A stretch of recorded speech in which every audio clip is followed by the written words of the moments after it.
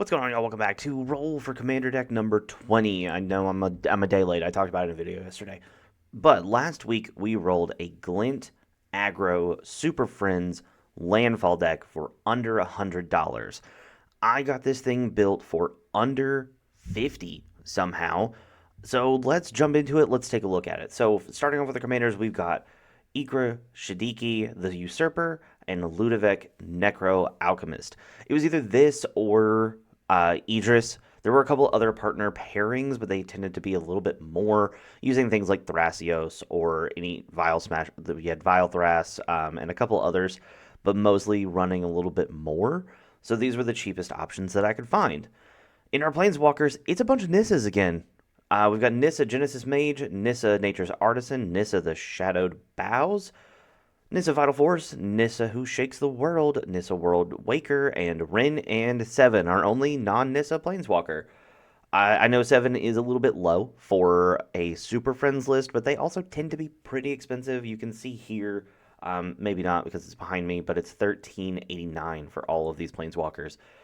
Down in the creatures, we've got Arboreal Grazer, Assassin Initiate, Augur of Autumn, Burnished Heart, Captain Lannery Storm, Crew Captain, Cruel Administrator, Ginger Brute, Iridescent Vine Lasher, Lizard Blades, Neverwinter Dryad, Perennial Behemoth, Rampant Balos, Sandman, the Shifting Scoundrel, Stadium, Headliner, 10th Street Dodger, Titania, Protector of Argoth, Tuk Tuk, Rebel Fort, and Yuan T.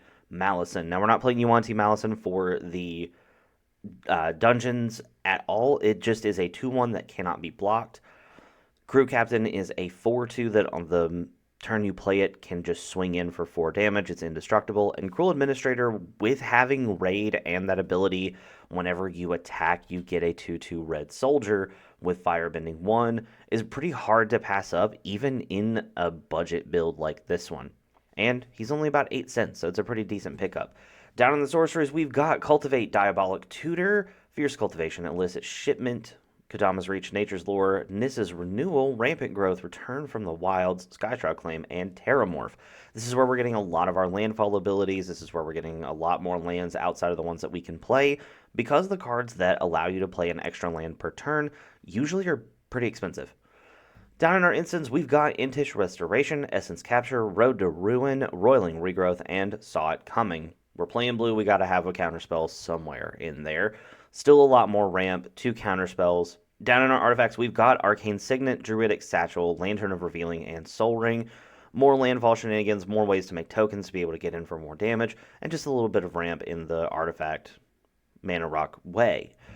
Down in the enchantments, we have 2 of the cheapest ways to play extra lands per turn. We have Case of the Locked Hothouse and Druid Class, allowing us to pay mana into these or do something to play an extra land per turn.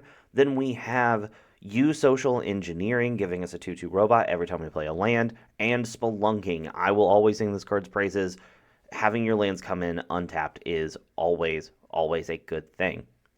Down in our lands, we got a little bit more creative, but not super crazy. We've got Blighted Woodland Command Tower, Dark Moss Bridge, Evolving Wilds, 10 Forests, 9 Islands, Mistvault Bridge, 10 Mountains, Silver Bluff Bridge, Slagwoods Bridge, 9 Swamps, Tanglepole Bridge, Terramorphic Expanse, and Vibrant Cityscape. I didn't want to do just a pure basic land build, but I knew if I went too hard into the non-basics, we would blow through that budget pretty quickly.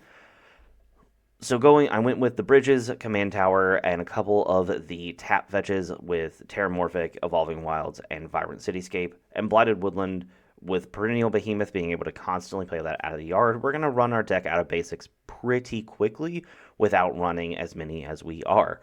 But that's it. That's the deck for this week. Let me know how you feel about it. I feel like if I would rebuild this, I would probably drop blue. I would build it as Jund, or I would drop 2 colors and just build it as Simic.